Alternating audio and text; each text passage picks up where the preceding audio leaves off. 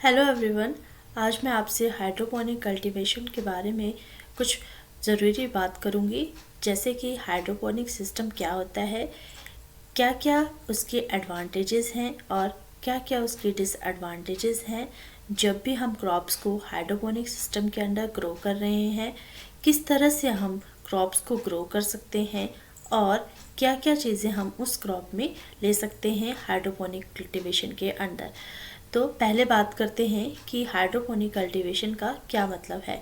यानी कि हम जब कल्टीवेशन, किसी भी प्लांट की कल्टीवेशन जो है वाटर में कर रहे हैं, अर्थात पानी में कर रहे हैं, तो उस प्रकार की खेती को हम हाइड्रोपोनिक कल्टीवेशन यानी कि पानी में होने वाली खेती कहेंगे। तो ये एक प्रकार की टेक्निक है जिसमें रूट्स क्या करेंगी कि वो प्लांट्स या फिर प्लांट्स की जितनी भी रूट्स रहेंगी वो एक बैलेंस्ड अमाउंट ऑफ न्यूट्रिएंट्स जो कि पानी में डिज़ोल्व होगा उसे अब्जॉर्ब करेंगी रूट हेयर्स के द्वारा। तो पानी में सॉइल नहीं रहेगी, यानी कि बहुत सारे ऐसे एग्रीगेट्स या फिर मीडिया रहेंगे जो प्लांट की ग्रोथ में हेल्प करते हैं, या फिर आप कह सकते हैं कि प्लांट की ग्रोथ को सपोर्ट करते हैं। तो इस प्रकार की कल्टीवेशन को हम सॉइललेस कल्टीवेशन का नाम भी दे सकते हैं, परंतु इसमें हम वाटर में कल्टीवेशन कर रहे हैं, इसलिए इस प्रकार के कल्टीवेशन को हाइड्रोपोनिक कल्टीवेशन का नाम दिया जाएगा। तो हाइड्रोपोनिक सिस्टम क्या है? हाइड्रोपोनिक्स का मतलब है कि वाटर के अंडर कल्टीवेशन या फिर cultivation of plants without using the soil. So इस प्रकार की जो कल्टीवेशन है उसे हम हाइड्रोपोनिक सिस्टम कहेंगे। तो डेफिनेशन पे जाते हैं। तो डेफिनेशन है the science of growing plants in a medium other than soil using essential plant nutrients elements which are present in the water और which are dissolved in the water. यानी कि प्लांट्स को जितने भी एसेंशियल न्यूट्रिएंट्स हैं वो water से ही provide होंगे। तो इस प्रकार की जो कल्टीवेशन है वो हाइड्रोपोनिक सिस्टम में आती है। तो मटेरियल्स हम क्या क्या यूज़ करेंगे हाइड्रोपोनिक कल्टीवेशन के अंडर? सबसे पहले हम कोको क्वायर, यानी कि जितना भी कोकोनट का हस्क है, जिसे कि आप बुरादा कहते हैं कोकोनट का, उससे यूज़ करेंगे। तो दूसरा रॉक वूल का यूज़ करेंगे। उसके बाद परलाइट। और कौन कौन से न्यूट्रिएंट सॉल्यूशन हम यूज़ करेंगे जो कि प्लांट की ग्रोथ को एनहांस करेंगे? सबसे पहले नाइट्रोजन, दूसरा फॉस्फोरस और तीसरा पोटाशियम। नाइट्रोजन को हम जनरली तब यूज़ करेंगे जब ज़्यादा वेजिटेटिव ग्रोथ वाली क्रॉप रहेगी, और फॉस्फोरस और पोटाशियम का उपयोग तब किया जाएगा जब क्रॉप्स में फ्रूटिंग की बात करेंगे। और इसके अलावा बहुत सारे मैक्रो और माइक्रो एलिमेंट्स भी यूज़ करेंगे। तो हम हाइड्रोपोनिक कल्टीवेशन की तरफ क्यों जा रहे हैं, या फिर अर्बन फार्मिंग में हम हाइड्रोपोनिक फार्मिंग को क्यों इंक्लूड कर रहे हैं? तो क्या क्या उसके लिए जो रिस्पॉन्सिबल कॉजेज़ हैं? सबसे पहले ये है कि जितने भी फ्रेश वाटर के रिसोर्सेज हैं वो डिप्लीट हो रहे हैं। यानी कि फ्रेश वाटर जो है ज़्यादा से ज़्यादा जो फ्रेश वाटर है वो कंज्यूम हो रहा है, यानी कि वाटर टेबल जो है वो कम हो जा रहा है डे बाय डे। हमारे जो पॉपुलेशन है, या फिर आप कह सकते हैं कि अर्थ की जो पॉपुलेशन है, अर्थ पे जितने भी ह्यूमंस हैं उनकी population day by day increase हो रही है। तो हमारे पास जो इकोनॉमिकली अवेलेबल रिसोर्सेज हैं वो बिल्कुल ही कम हो रहे हैं, इसलिए वाटर जो है, फ्रेश वाटर जो है, उसकी कंजप्शन ज़्यादा हो रही है और वाटर के रिसोर्सेज कम हो रहे हैं। दूसरा कि एग्रीकल्चर में वाटर का यूज़ सबसे ज़्यादा हो रहा है।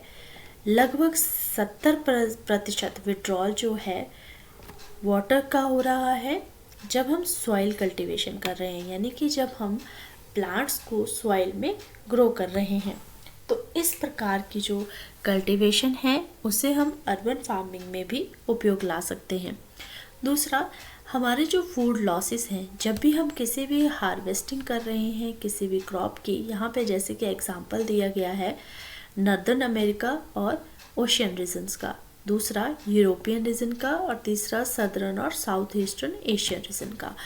तो जब हार्वेस्ट कर रहे हैं तो हार्वेस्ट के दौरान यूरोप में जैसे कि सबसे ज़्यादा हार्वेस्ट हो रहा है, और पोस्ट हार्वेस्ट स्टोरेज के दौरान जो लॉसेस हो रहे हैं वो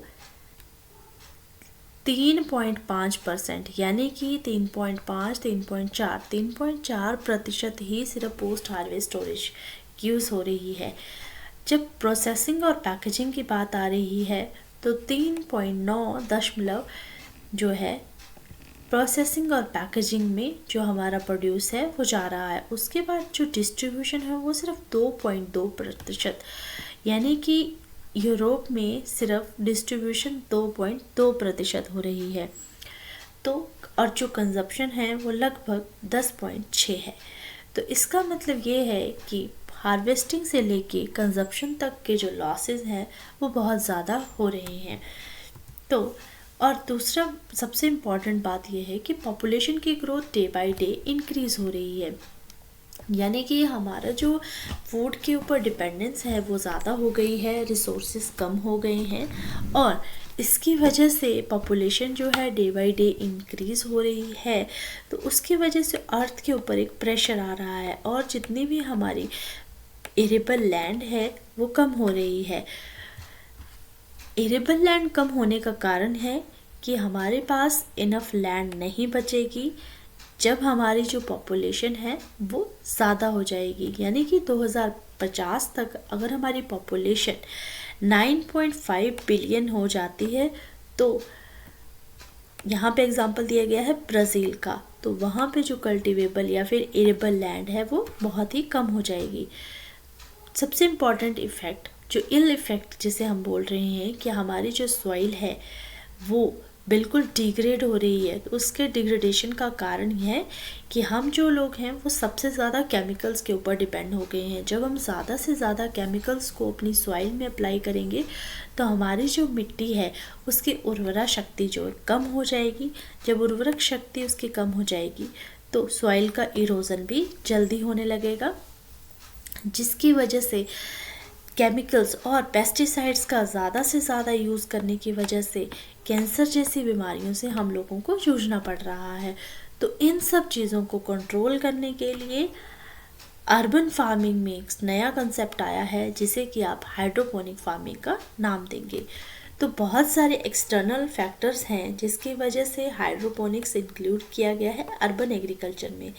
सबसे इम्पॉर्टेंट है कि हमारी जो पॉपुलेशन है, जैसे मैंने बात कही कि वो इंक्रीज़ हो रही है डे बाय डे। दूसरा, लोग अर्बनाइजेशन को फॉलो कर रहे हैं, यानी कि लोग रूरल नहीं हैं, अब अर्बन कंट्रीज़ में या मोस्टली डेवलप या डेवलपिंग कंट्रीज़ में हमारे नेशंस काउंट हो रहे हैं। तीसरा कि कॉस्ट जो है इंक्रीज़ की हो रही है और इंडस्ट्रीज़ का ज़्यादा से ज़्यादा फैलाव हो रहा है, जिसके कारण क्लाइमेटिक कंडीशन चेंज हो रही हैं और हमारी जो लैंड है वो कम हो रही है और या फिर आप कह सकते हैं डिग्रेड हो रही है। उसकी वजह से सॉइल की फर्टिलिटी कम हो रही है। तो जो अर्बन एरिया में लैंड की कमी होने की वजह से हम लोग हाइड्रोपोनिक फार्मिंग की तरफ शिफ्ट हो रहे हैं, जो कि बहुत ही सूटेबल और राइट टेक्नोलॉजी है, या फिर आप कह सकते हैं एक राइट सॉल्यूशन है अर्बन कल्टीवेशन के लिए। कौन कौन से वेजिटेबल क्रॉप्स हैं, बहुत इंपॉर्टेंट है कि कौन से वेजिटेबल क्रॉप्स हम हाइड्रोपोनिक सिस्टम में ले सकते हैं। सबसे इम्पॉर्टेंट, जैसे कि पिक्चर से क्लियर है कि हाइड्रोपोनिक्स में यहाँ पे कैप्सिकम के क्रॉप को लिया गया है, ग्रीन कैप्सिकम। दूसरा कोरिएंडर यानी कि धनिया, शिमला मिर्च। तीसरा चेरी टोमेटो और स्पाइनेज यानी कि सलाद वाली क्रॉप्स, और लेट्यूस जो बहुत ही इम्पॉर्टेंट क्रॉप है और एक शॉर्ट ड्यूरेशन की क्रॉप है। पालक को लिया गया है, खीरा, और भी बहुत सारी क्रॉप्स हैं जो कि जिनमें कि सैलरी भी इंक्लूडेड रहता है। तो इस तरह की क्रॉप्स को हम हाइड्रोपोनिक सिस्टम के अंदर ग्रो कर सकते हैं। या फिर आप कह सकते हैं कि जितने भी हरे पत्तेदार सब्जियां रहती हैं उनकी कल्टीवेशन ज़्यादा से ज़्यादा वेजिटेबल क्रॉप्स की हाइड्रोपोनिक सिस्टम में हो रही है। तो एडवांटेजेस क्या है हाइड्रोपोनिक सिस्टम के? सबसे पहला इम्पॉर्टेंट एडवांटेज है कि पेस्टिसाइड्स और केमिकल्स का यूज़ कम से कम हो रहा है, जिसकी वजह से हमारा जो वाटर है वो प्लांटेशन के लिए सेफ़ रह रहा है। और जब हम इस कल्टीवेशन को इनसाइड किसी स्ट्रक्चर के अंदर कर रहे हैं, तो जहाँ पर क्लाइमेटिक कंडीशन हमारी कंट्रोल्ड हैं, तो ऐसे कंट्रोल्ड क्लाइमेटिक कंडीशंस में हमें प्रॉब्लम नहीं हो रही है कि हमारे जो आउटसाइड के क्या कंडीशंस हैं, तो उसकी वजह से हम ऑफ सीज़न क्रॉप को ले पा रहे हैं। चौथा कि हमारा जो टाइम सेविंग है वो सबसे ज़्यादा हो रही है, यानी कि हम एक सीज़न में 2 क्रॉप्स ले सकते हैं मैक्सिमम। चौथा कि जितने भी प्लांट्स हैं उन्हें हम ऑर्गेनिक प्लांट्स कहेंगे, यानी कि उनके ऊपर जब किसी भी केमिकल का या फिर किसी भी पेस्टिसाइड्स का स्प्रे नहीं होगा तो उसका टेस्ट और क्वालिटी भी सही रहेगा और फ्रूट्स जो हैं बिल्कुल यूनिफॉर्म साइज़ के रहेंगे। डिसएडवांटेजेस क्या है हाइड्रोपोनिक सिस्टम के? सबसे पहला इम्पॉर्टेंट डिसएडवांटेज यही है कि इसमें जब भी इनिशियल कॉस्ट की बात की जाएगी, जब आप स्ट्रक्चर को तैयार करेंगे तो उसमें कॉस्ट जो है बहुत ज़्यादा रहेगी। दूसरा, जो लेबर रहेगी और जो कैपिटल का प्रोडक्शन होगा वो भी बहुत ज़्यादा रहेगा। और इस टाइप्स के स्ट्रक्चर को अगर हमें रन करना है, लॉन्ग टर्म तक रन करना है, तो एक एक्सपर्टीज़ की ज़रूरत है, यानी कि वही इंसान इस स्ट्रक्चर को ढंग से अच्छे से जो इसके टेक्नोलॉजी को जानता है वही इसमें कल्टीवेशन की तरफ जा सकता है। चौथा सबसे इम्पॉर्टेंट है कि डेली एक सुपरविज़न करना है, डेली अटेंशन रखनी है क्रॉप के ऊपर, क्योंकि हो सकता है कि कई बार पानी में भी कुछ इस तरह की बीमारियां आ जाए जो सर्कुलेटिंग सिस्टम को ख़राब करे। और एक होती है वाटर में बॉर्न होने वाली बीमारियां, एक रहती हैं सॉइल में होने वाली बीमारियां। तो वाटर बॉर्न डिजीज़ेस जो हैं ज़्यादा ख़तरनाक हो सकती हैं as compare to soil borne diseases. और सबसे इम्पॉर्टेंट है कि अगर हमें सॉल्युबल न्यूट्रिएंट्स किस अमाउंट में डोजेस न्यूट्रिएंट्स की चाहिए, क्या उनकी फॉर्मुलेशन होनी चाहिए, अगर हमें उन सब चीज़ों का पता नहीं है तो हम हाइड्रोपोनिक कल्टीवेशन को सक्सेसफुल कल्टीवेशन नहीं बना सकते। तो ये इसके कुछ डिसएडवांटेजेस हैं। सो यहाँ पे आप देख सकते हैं हाइड्रोपोनिक यूनिट, जैसे कि न्यूट्रिएंट फिल्म टेक्निक, किस तरह से लेट्यूस की क्रॉप को सक्सेसफुली ग्रो किया गया है। और यहाँ पे आप देख सकते हैं टोमेटो की क्रॉप, जैसे कि डच बकेट सिस्टम, जो कि एक न्यूट्रिएंट फिल्म टेक्निक का ही पार्ट है, वहाँ पे ग्रो किया गया है। तो इन शॉर्ट इसका जो कंक्लूज़न यही है कि हमारे पास सॉइल की या फिर एरेबल लैंड की लिमिटेशन होने की वजह से, वाटर बॉडीज़ के ऊपर स्ट्रेस ज़्यादा होने की वजह से हम हाइड्रोपोनिक कल्टीवेशन की तरफ मूव कर रहे हैं, जिसकी वजह से हम ऑफ सीज़न कल्टीवेशन ले पा रहे हैं या फिर एक ऐसी फ्रेमवर्क बना पा रहे हैं एग्रीकल्चर टेक्नोलॉजीज़ में जो कि क्लाइमेट के ऊपर होने वाले इल इफ़ेक्ट्स या फिर हार्मफुल इफ़ेक्ट्स को कम कर रहा है। तो बहुत ही पॉपुलर हो रही है हाइड्रोपोनिक कल्टीवेशन, क्योंकि जो प्रोड्यूसर है और कंज्यूमर है उन्हें एक नए तरह के ऑप्शन चाहिए कि वो एक हाई क्वालिटी प्रोड्यूस कर सके।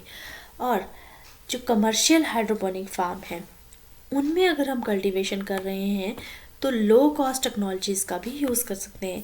इसलिए फ्यूचर एग्रीकल्चर जो हमारा रहेगा वो सिर्फ सॉइल बेस्ड ही नहीं होगा, वो हमारा वाटर बेस्ड एग्रीकल्चर सिस्टम होएगा, क्योंकि उसमें हम कम से कम इनपुट रिसोर्सेज का यूज़ कर रहे हैं, कम से कम केमिकल्स का यूज़ कर रहे हैं। और इस वे में हम यूज़ कर रहे हैं इनपुट्स को, ताकि हम अपने एनवायरनमेंट को या फिर उस सिस्टम को सस्टेनेबल कर सकें, यानी कि उसे लॉन्ग टर्म तक रन कर सकें, किसी भी इल इफ़ेक्ट्स के वजह से जो हमारे सॉइल में आ रहे हैं उसको कंट्रोल करके हम हाइड्रोपोनिक कल्टीवेशन की तरफ इजीली मूव कर सकते हैं। सो इसी के साथ ये वाला लेक्चर जो था, जो बहुत इम्पॉर्टेंट है कि पानी में हम किस प्रकार के से खेती कर सकते हैं, उसके क्या क्या लाभ हैं, क्या हानियाँ हैं, कौन कौन सी क्रॉप्स हम इस सिस्टम में ग्रो कर सकते हैं, इस सब के बारे में मैंने आपसे बहुत अच्छे से डिस्कशन किया है। So thank you everyone.